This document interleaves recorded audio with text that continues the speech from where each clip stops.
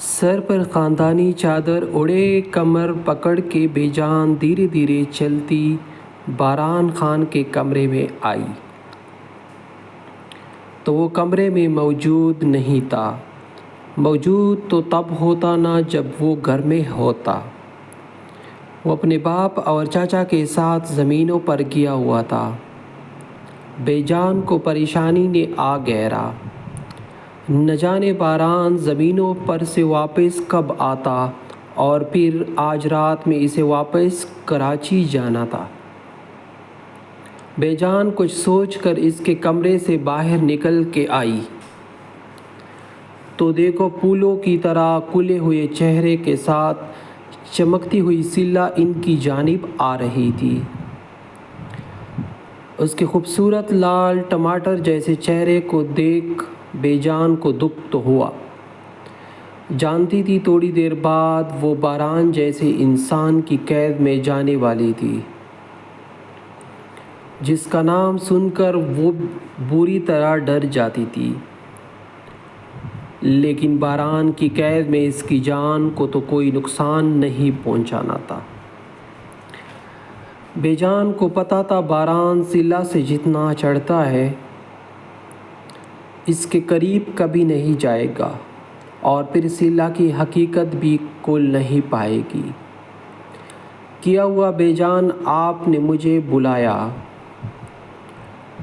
سلا بے جان کے قریب آئی تو ان کے پھیکے پڑے چہرے کو دیکھ کر تجسس سے پوچھنے لگی، ہاں میرے کمرے میں آؤ سلا۔ بے جان نے تھوڑا سخت لہجہ رکھتے اسے مخاطب کیا اور اپنے کمرے کی طرف بڑھ گئی۔ سلا کے سامنے سخت لہجہ رکھنا ان کی مجبوری تھی، کیونکہ سلا ان کی نرمی دیکھ اس نکاح سے انکار کر سکتی تھی۔ اتنا تو بے جان جانتی تھی کہ باران سے نکاح کی خبر سن کر سلا نے شور ضرور مچانا تھا۔ بے جان، یہ آپ کیا کہہ رہی ہے؟ میرا نکاح وہ بھی بڑے خان سے؟ بے جان، میں کبھی ایسا سوچ بھی نہیں سکتی۔ بڑے خان میرے لیے بڑے بھائیوں جیسے ہیں، میں ایسا نہیں کر سکتی۔ آپ کو کیا ہو گیا بے جان؟ آپ جس سے مجھے بچاتی پھرتی ہے، آپ کیسے مجھے اس کے حوالے کر سکتی ہے؟ آپ خود کہتی ہے نا میرا بیاہ اتنی جلدی نہیں کرے گی، تو پھر اچانک سے آپ کو کیا ہو گیا؟ بے جان، وہ بے جان کے پیروں سے لپٹی منتیں کر رہی تھی، جبکہ بیڈ پر بیٹھی بے جان کے چہرے پر کوئی نرمی نہیں تھی۔ وہ اس کی بات نہیں مان سکتی تھی، ایسا کرنا ان کی بھی مجبوری تھی۔ ایک کونے میں سر جھکائے فرحین بھی خاموشی سے کھڑی اس چھوٹی سی لڑکی کی فریاد سن رہی تھی۔ بے جان نے جب سے اسے باران سے نکاح کے متعلق بتایا تھا تب سے ہی وہ مسلسل التجا کر رہی تھی، ہم نے تم سے پوچھا نہیں ہے سلا، تمہیں حکم دیا ہے، تمہارا نکاح آج ہی باران کے ساتھ ہوگا۔ پوری زندگی ہم نے تمہاری ہر بات مانی ہے، بلکہ تمہیں زندگی دینے والے بھی ہم ہیں۔ اگر تم آج ہماری بات رد کر دو گی تو اس کا مطلب یہی ہوا کہ تم احسان فراموش ہو۔ بے جان کی سخت آواز اس کی سماعتوں میں گلی تو بے جان کے پیروں میں لپٹی وہ کرنٹ کھا کے پیچھے ہٹی۔ ایک دم ہی اس کی آنکھوں میں آنسو بھر گئے۔ بے جان نے آج اسے جتا دیا تھا کہ انہوں نے اس کو پال کر اس پر بہت بڑا احسان کیا ہے۔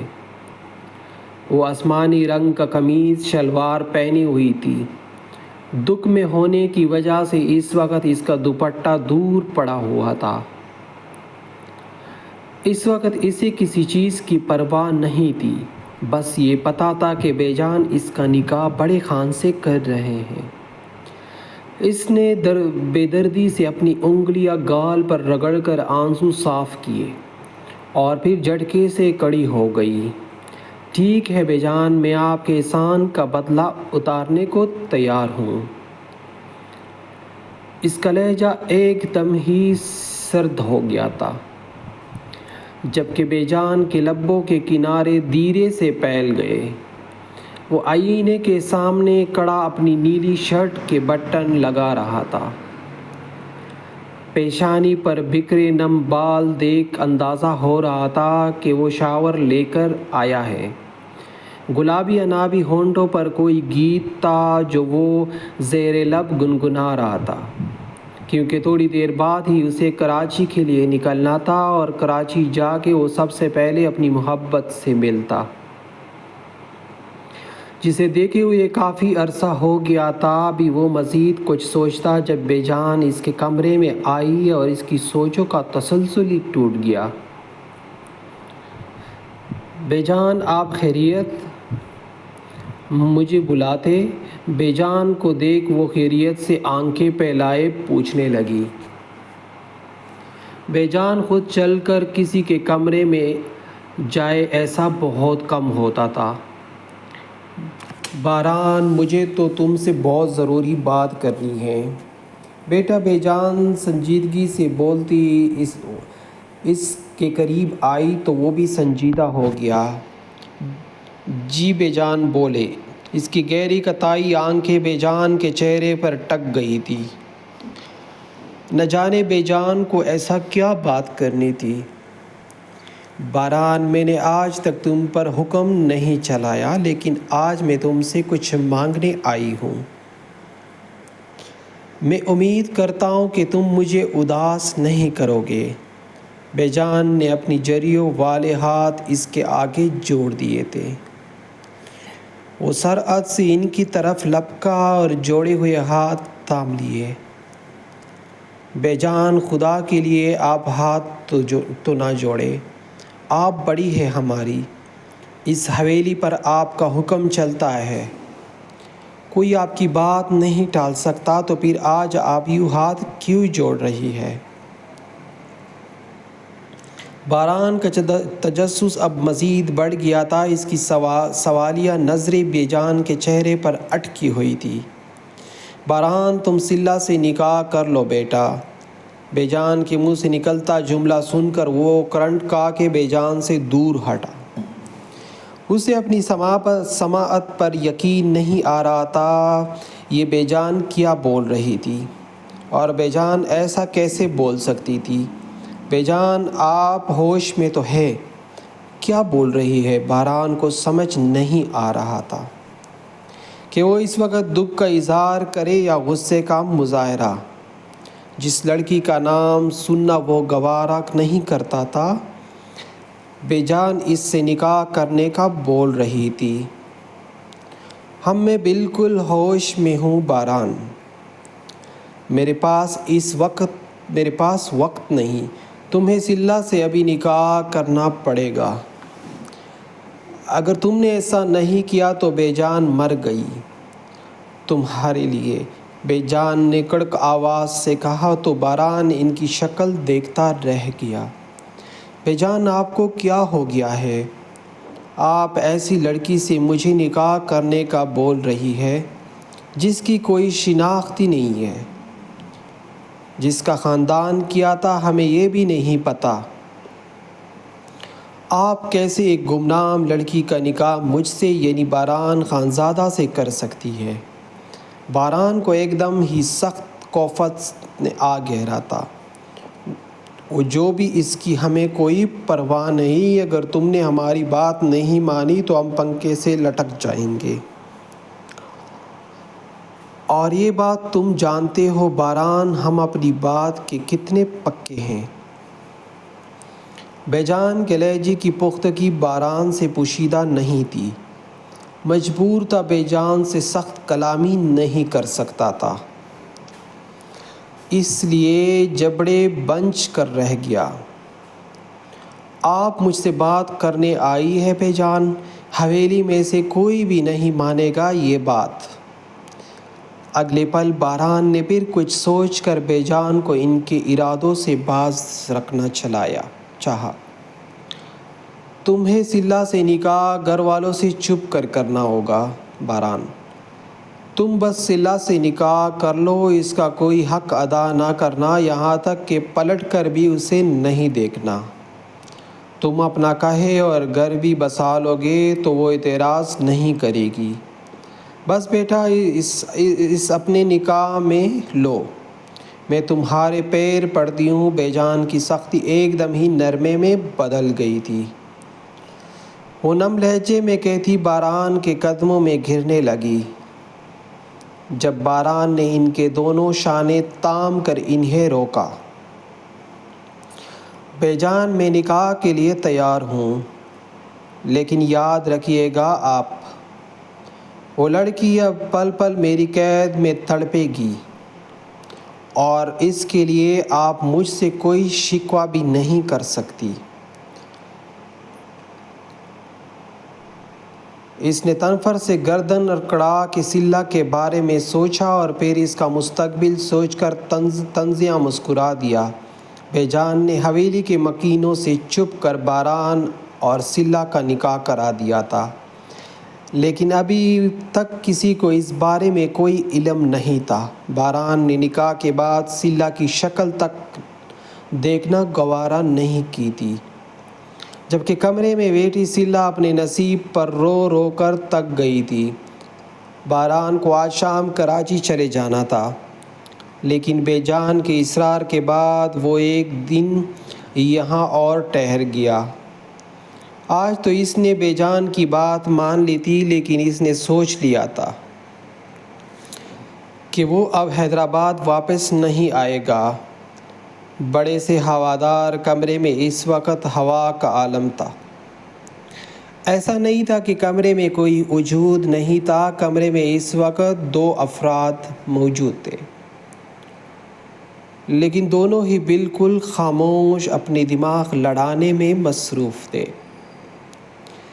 کچھ وقت سرکنے کے بعد کمرے میں پھیلی خاموشی میں ایک نسوانی آواز سے خلل پڑا تھا۔ تم بے فکر ہو جاؤ، جلدی ہی میں اس کو وزیر کر دوں گی۔ اس کی دولت، عزت، ہر چیز میری بن جائے گی۔ خان حویلی پر بھی صرف میرا راج ہوگا۔ اس نسوانی آواز میں اتنی پختگی تھی کہ کمرے کا پرسکون ماحول چیرتے چلی گئی۔ ہمارے پاس زیادہ وقت نہیں ہے، تمہیں جو کرنا ہوگا جلدی کرنا ہوگا۔ باران خانزادہ، مجھے برباد چاہیے۔ میری آنکھیں اس کا زوال دیکھنے کے لیے تڑپ رہی تھی۔ کمرے میں ایک دوسری مردانہ آواز گونجی، میں اس کی زندگی سے سکون بالکل اس طرح چھینوں گی جیسے اس کے باپ نے میرے باپ کی زندگی سے چھینا تھا،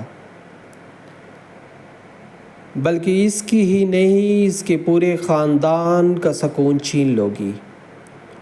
جس طرح ان لوگوں نے میرے ماں باپ کو ختم کیا تھا، ٹھیک اسی طرح اس حویلی کے لوگ بھی ختم ہوں گے۔ اس نسوانی آواز میں اب غصہ شامل تھا، جبکہ اس کی آنکھیں حویلی والوں کا چین سکون غارت ہوتا دیکھنے کے لیے بے تاب تھی۔ حال کمرے میں اس وقت پرسکون ماحول تھا۔ صوفے پر بیٹھے نفوس کسی کی آمد کا انتظار کر رہے تھے۔ ایک صوفے پر ہاشم خان اور ان کی بیوی سبین برجمان تھی، تو دوسرے صوفے پر رحیم خان اور ان کی بیوی عالیہ کروفر سے بیٹھی ہوئی تھی۔ وہ چاروں بے جان کا جس شدت سے انتظار کر رہے تھے، اس سے اندازہ ہو رہا تھا کہ انہیں کوئی ضروری بات کرنی ہے۔ اگلے پل بے جان اپنے گرد چادر لپیٹ کر حال کمرے میں داخل ہوئے تو سب ہوشیار ہو کے بیٹھ گئے۔ بے جان حال کمرے میں آ کے اپنی شاہی نشست پر بیٹھ گئی تھی۔ کہو کیوں بلایا ہے مجھے؟ بے جان نے رحیم کی جانب اشارہ کر کے کہا، جس نے تھوڑی دیر قبل بے جان کو فوراً حال کمرے میں آنے کا کہا تھا۔ بے جان، آپ جانتی ہے بلوچ قبیلے سے ہماری کتنی برسوں سے لڑائی چل رہی ہے۔ پہلے تو وہ خون کے بدلے میرا خون مانگنے پر بضد تھے، لیکن اب انہوں نے فیصلہ کیا ہے کہ خان حویلی کی بیٹی خون بہانے میں انہیں ونی کر دی۔ میری مومنہ تو جرمنی گئی ہے، اس لیے ہمیں سلہ کو ونی کر دینا چاہیے۔ رحیم خان نے شاطر پن دکھاتے درمیان میں سے زمین والی بات کاٹ دی تھی، تاکہ بے جان سلہ کو ونی کرنے سے منع نہ کر دے۔ رحیم کی بات سن کر بے جان نے سرد نظروں سے رحیم کو دیکھا۔ ایسا نہیں ہو سکتا رحیم، بے جان کا لہجہ ایک دم سرد تھا، برف سے بھی زیادہ سرد۔ کیوں نہیں ہو سکتا بے جان؟ ہم نے کتنی محنت و محبت سے سلہ کو پالا ہے، اگر آج وہ میری جان بچا لے گی تو کچھ غلط تو نہیں ہے۔ بے جان کی بات سن کر رحیم خان فوراً اچھل پڑا تھا۔ رحیم خان کی بات سن کر بے جان نے ایک آئیبرو چکائے رحیم خان کو تعصب سے دیکھا۔ تمہاری بات سے میں متفق ہوں، بہت اچھے سے جانتی ہوں کہ تم لوگوں نے سلہ کو کتنی محبت سے پالا ہے۔ خیر، تم لوگوں کو بتا دوں، کسی کی منکوحہ کو ونی نہیں کیا جا سکتا، اس لیے سلہ ونی نہیں ہو سکتی۔ بے جان کے لہجے میں ڈھیر سارا طنز چھپا تھا۔ کیا مطلب کس کی منکوحہ ہے سلہ؟ یہ آپ کیا کہہ رہی ہے بے جان؟ بے جان کی بات سن کر وہاں بیٹھے تمام نفوس جھٹکا کھا کے اپنی جگہ سے اٹھ گئے تھے۔